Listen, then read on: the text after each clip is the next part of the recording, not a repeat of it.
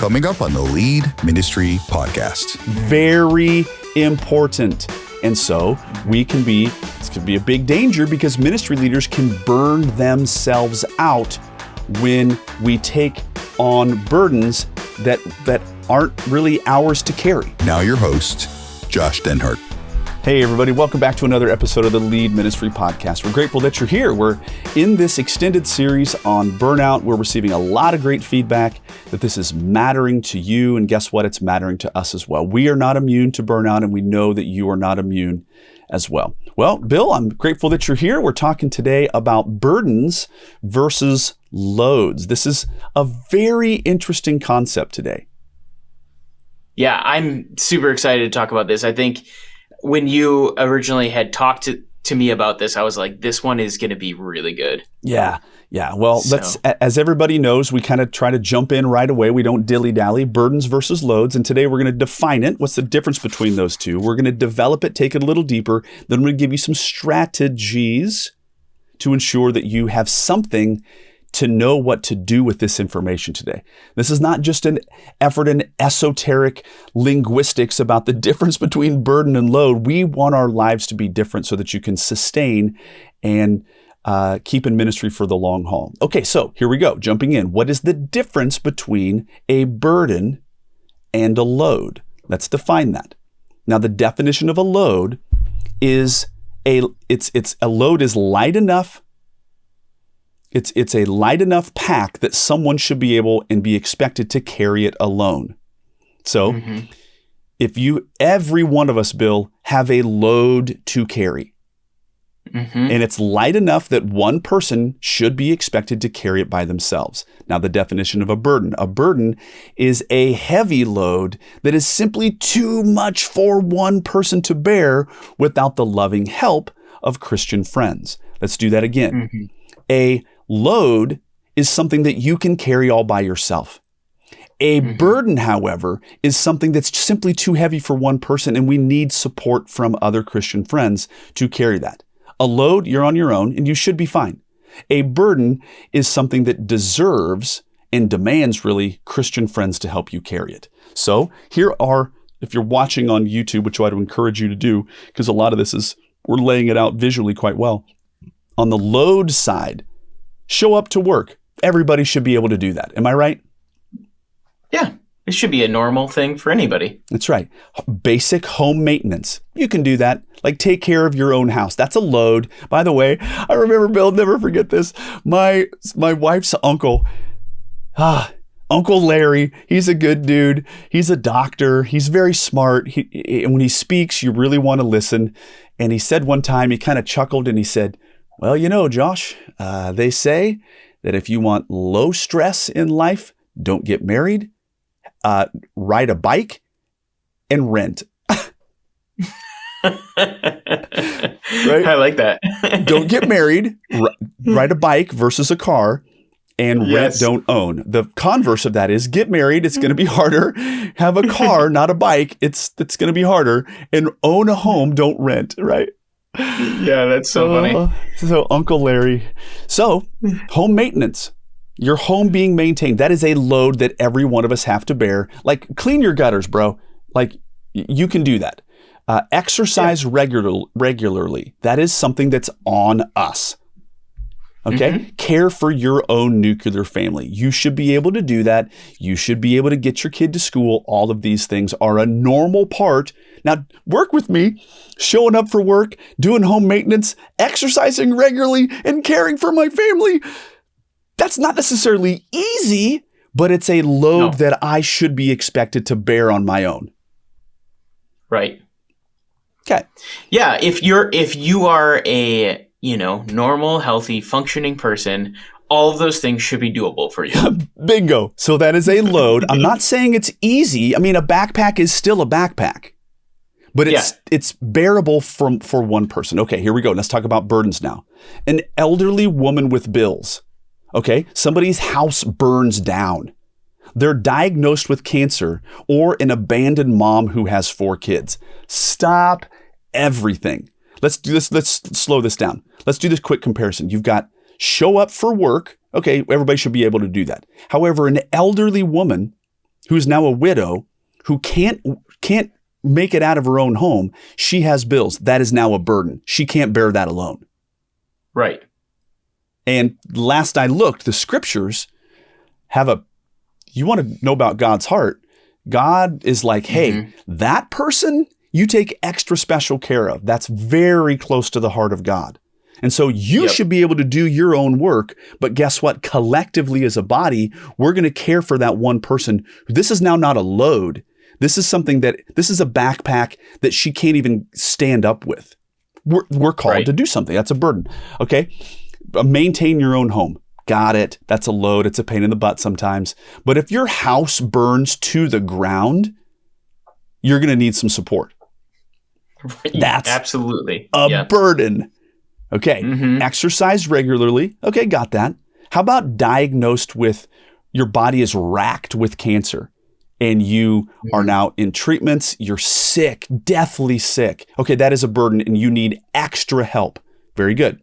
Caring for your own family. Fine. You should be able to do that. Yes, it's hard. I got 4 kids. They drive me crazy.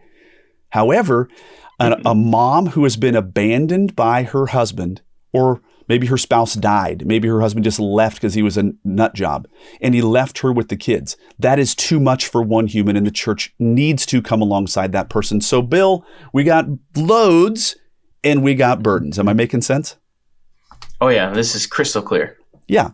So now let's turn the corner and talk about how burdens versus loads can cause burnout to pastors. Now that we've defined it, we're going to develop it a little bit deeper. Now, here's a biblical reality. Scripture calls each person to carry their own load. This is out of the book of Galatians, while also recognizing that some burdens are too heavy to bear alone. So it's saying there are passages in Scripture where like, hey, bro, suck it up and take care of your very own life. And then the Scripture also has some consolations to go, that is way too big for one person to bear, and the church is here to help. So that's a biblical reality. So here's a burden out of Galatians 6. It says, bear one another's burdens and thus fulfill the law of Christ. Guess what? Jesus went to the cross and took upon himself the biggest burden of all. The law of Christ is to love those who they don't really deserve it, let's say, and Jesus did that. Okay? This speaks to helping those who are overwhelmed by a burden too great to carry alone. So we're called to bear one another's burdens. If somebody has something that's way too big for them to carry, the Christ-like thing, fulfilling the law of Christ, is to go help them carry that thing that's too heavy for them by themselves. Yeah, that's good. And this is the heart of who we're supposed to be as Christ followers, is to help people bear those burdens. That's exactly right. Now, let's talk about a load. It says this in Galatians as well. Galatians chapter 6, verse 5. It says, for each will have to bear his own load. Now, hear me out real quick. This beautifully clarifies personal responsibility, that each person has a load that they must carry themselves. And this, in this one passage, it now defines for us this difference between burden and load. One, you should be able to carry on your own. The other is simply too much. So here's Paul's rebuke to the Thessalonians in 2 Thessalonians chapter 3, verse 10. It says, if anyone is not willing to work, let him not eat. Now hear me out. Those people in Thessalonica, some people were shirking their regular load or their responsibility to work a regular job, make enough money to feed them and their family. They were expecting the church to pick up the slack. Now hear me out, Bill.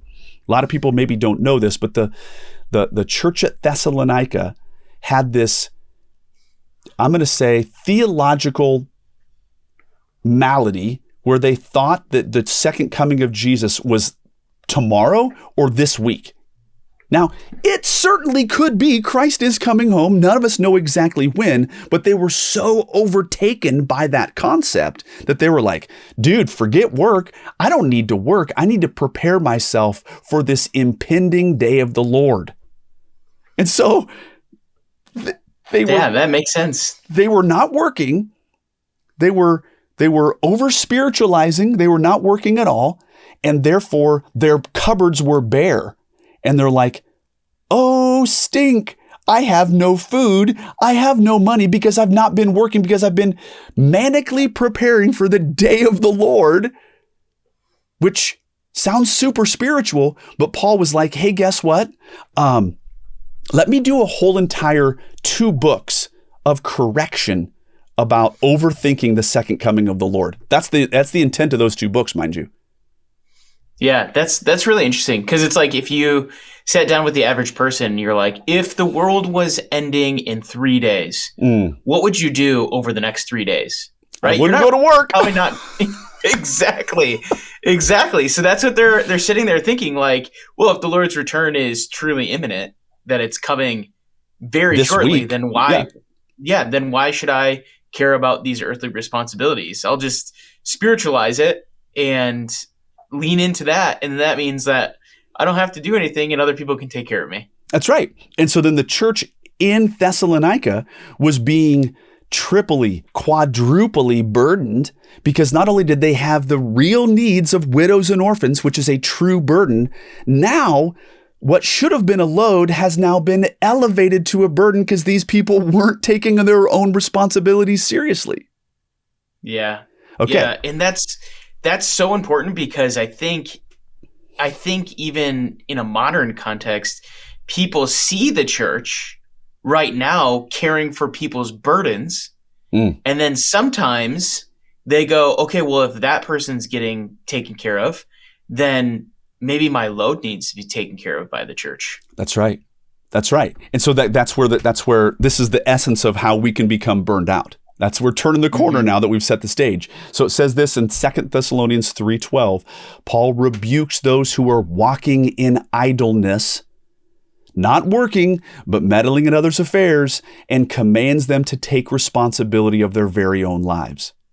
Very important. And so it could be a big danger, because ministry leaders can burn themselves out when we take on burdens that aren't really ours to carry. Help me out, Bill. Yeah, I mean, it's like if you have people coming to you where they're presenting to you their normal loads that the Lord has given them and given them everything they need to take care of it, and you're taking those on, you are that is a recipe for burnout, because you have your own load to bear. Bingo. You have your own things that you have to do. So if you take on yours and somebody else's when they could do it themselves, that is a recipe for burnout. You're right. It is. And the other thing too is this begins to touch on the idea of a very dark word called codependence. That you, as a ministry leader, you begin to think in your mind, well, I'm only well when I'm totally sacrificing for somebody else. And so then you start to step into other people's worlds, making your okayness dependent on everybody else's okayness. Yep. I had a friend in ministry who did this all the time, and it really did burn him out. He told me a story once. He said, I was talking to him about his relationship with his wife because it was really strained at the time. And he said, yeah, she's really mad because it snowed. And my idea was, I'm going to go and snow blow all of my neighbors' driveways. Well, the problem is that he didn't do his own. He just went and did all of his neighbors' driveways, and his wife needed to leave, and he was going to do his last because that's the Christian thing to do. And so she was like, how come you spend all this time serving everybody else, but you don't serve your family? You don't take care of what you need to take care of. And he goes, well, that's just what I'm supposed to do. And he didn't understand. He didn't understand that he is actually responsible for what the Lord has burdened him with, or what the load that Christ has given him, and he needed to serve his family. That's right. And then if he had margin, yeah, go ahead and serve other people. Right. But you can't take on their responsibility all of the time and expect your family to continue to be healthy. Right. And so here's the really dark version of this. He's out doing everybody else's snow removal, and helping everybody else out of a danger from this big snowstorm. And his wife has to call the other pastors at the church to come and do hers. That's where this sinister snowball, pun intended, begins to happen. Am I right? Yes, it does. Yeah. Because he could have and should have taken care of his own thing. Well, it comes down, Bill, to educating the body, right? We need to equip people to take responsibility for their own lives instead of enabling dependency. So we need clear and loving language to educate. Now, here's a reality check. When people ask the church to carry loads they should be handling themselves, we need to graciously but firmly find ways to correct them and to say, hey, totally get it. I bet you're overwhelmed right now. Let's talk about, we can help you in this situation, but long term, this is really yours to own, bro. That's absolutely really complicated.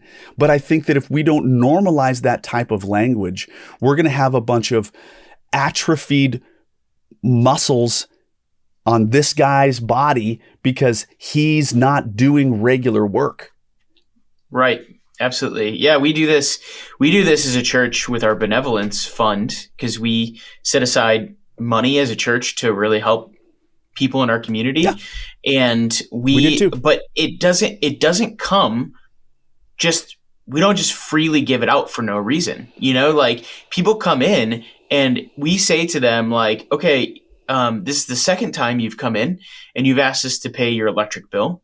We're like, if you would like us to help you again, we want to. That's part of the reason the church exists.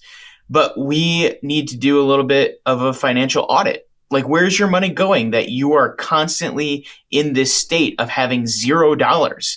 And sometimes, actually, often people really chafe at that. They're like, whoa, you don't get to say what I do with my money. And it's like, well, when you're coming to the church and you're asking the church for money, yes, actually, we do get a say because we're not going to it's not that we have a say. It's not that we have a say and then I'm going to like, I don't have the right to slap somebody's hand by eating out again or buying Diet Coke and cookies at the convenience store when you could have gone to the grocery store and saved 30%. I don't have the right to slap your hand, but I'll tell you this, we might turn you down. Yes, exactly. And the alternate is to go, hey, actually, in order to get this, you need to come to this class about finances. And people get super offended. And it's like, we're here for emergencies. We're not here to bail you out of dumb decisions yet again. Right. Yeah. And so I tell people, I tell people often, and people don't like when I say this to them, but I say, you make your decisions and your decisions make you. It's all about personal responsibility. Yes. And we, okay, so we aren't going to get into, this could be another whole podcast, but how do you set up a benevolent fund? Well, you really need three people. You need somebody who has the gift of discernment. You need somebody that has the gift of compassion, and you need somebody who's an absolute financial wizard / tightwad. Yes. You need the person who wants to give away the farm and their heart is bleeding. That's going to be juxtaposed against the person who is thinking kind of a little bit, they're like, I don't think I buy it, right? Those two need one another. And then the person who is the financial wizard who wants to hold on to every dollar, that's the team. That's the team. And by the way, this is not something that I came up with. This is something that Ron Blue and, Larry Burkett years ago with this financial training that happened way before the internet even existed on VHS tape taught me. If you want to have a benevolent fund, church, you need those three people. And part of the reason is that you can't give away the farm. Part of the reason is you can't look at everybody skeptically. And part of the third reason is you got to be good stewards because it's all going to go away and you're not going to have any room left or any money left for real needs. Well, okay, things that are loads, not burdens. Stay with me. Managing one's own personal finances wisely, we just covered that. How about this? Keeping up with your home chores and your home upkeep. Now, I'm going to push pause on that one for just a second because I have met I think I have met 2 people who had clinical hoarding syndrome. Yeah. Like, I'm not saying, sometimes we joke around and we're like, my mother-in-law's slow your roll. Your mother-in-law doesn't have a hoarding disease. You're being a little bit of a jerk right now, right? But I have met 2 people who there was some type of trauma in their life, and now they have this condition. And that is now a burden. Okay. But Joe Blow, whose life is out of control, dude, like, get control of yourself and clean up your house. Okay. Right. Holding a steady job, that is a load. That is not a burden. If you can't keep a steady job, the church then needs to lovingly come alongside you and go, what are you doing wrong? Right. Okay. Managing personal and family responsibilities. All of these are loads, not burdens. So the key concept is many issues people ask the church to fix are discipleship and responsibility issues. Right. Guess what?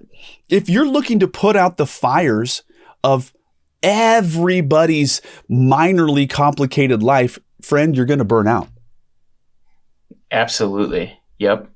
And that's kind of the key point of today. So here's the deal. When should the church step in? The church should step in when people face burdens beyond normal responsibility and things they cannot carry alone. So burdens, things that are burdens that are not loads, moving, having a baby, crisis of a death of a loved one or a miscarriage, flooding of your home or some type of a home disaster, or a sudden job loss, not due to irresponsibility. Let me start at the top again. Moving. Now, hear me out. Back in the day, with our church, we had this wonderful thing, and it was these life groups or house groups or adult Bible fellowship or whatever you want to call it. And within that group, we had a care structure. And all of a sudden, if anybody was going to move, by the way, moving is a honkin' ordeal, Bill. I'd rather get a tooth extracted than move. It's true. It's complicated, right? So all of a sudden, when we were moving, we sent out the alert through the mechanism of this care structure. And there was like 15, 20 people that came to our home at a time, and it happened super fast. That's awesome. Yeah. So then the body, many hands make light the labor. Many hands helped us pull that off. How about this? Having a baby, it's a big deal. And so having a baby, it's complicated, right? Your wife is beyond tired. You're tired. Your wife is sore. There's this postpartum thing that kind of just, even if it's normal resetting, whatever. So that burden can be lightened by other people in the margin of their lives, cooking a meal and bringing it to somebody's home. Right. And I think the church's role in this has probably grown even more, because in a way that it's never been before in history, families are dispersed more. And so it used to be like you would have a tight-knit family that would come around you when you had a baby or when you were moving, and you had enough people. But now, for a lot of people, the church is their family. That's right. Right. It used to be aunts, uncles, extended family, grandparents, cousins, everybody would come around and make this happen, right? And there's just not that way. And so the church is able to fill those roles. If I could give you one really encouraging story. Now, my brother, my biological brother, is 4 years older than me. He does not have a relationship with Christ. And I don't say that in a disparaging way. It's just a fact.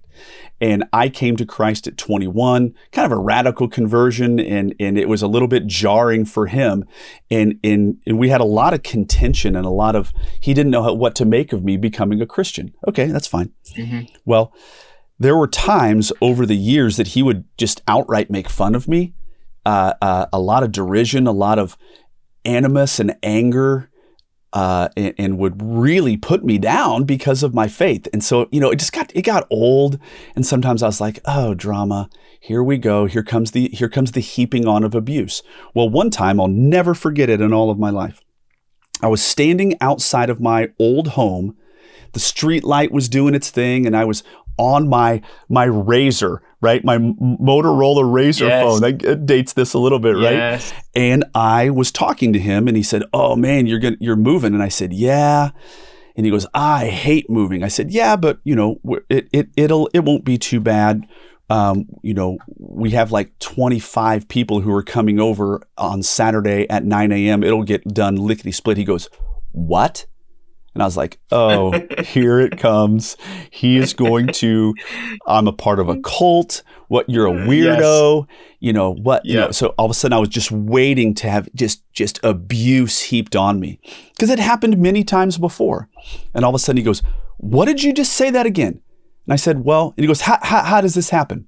And I said, "Well, we're, a part of the church, and we send the word out, and 25 people signed up, and they're going to come help us move." He said that I could cry, Bill. He said, that is the coolest thing I've ever heard. Think if everybody did that for one another. And I was like, well, this is the church. This is what we do. And then I went on to explain. He goes, "Is there more of this?" And I said, "Yes." I said, "We have 4 children. Whenever we've had a child, we've had 3 weeks of meals every other day for 3 weeks." He goes, "Are you kidding me? Who does this?" And I said, "Well, it's a network of people. We're called the church, and this is what we do." So what I thought was going to be insults, it was one of the single, now I can count on under one hand, spiritual breakthroughs with my brother. And this was one of those spiritual breakthroughs. So my point is when the body is taking care of itself and doing burden lifting, that's a beautiful thing. "They will know you by your love," said Jesus. So death or flooding, all of a sudden we've had people who had, their basement flooded, and all of a sudden it's like, boom, one phone call goes out and the body is there, and we're ripping up carpet, and it is not overwhelming for one family. Right.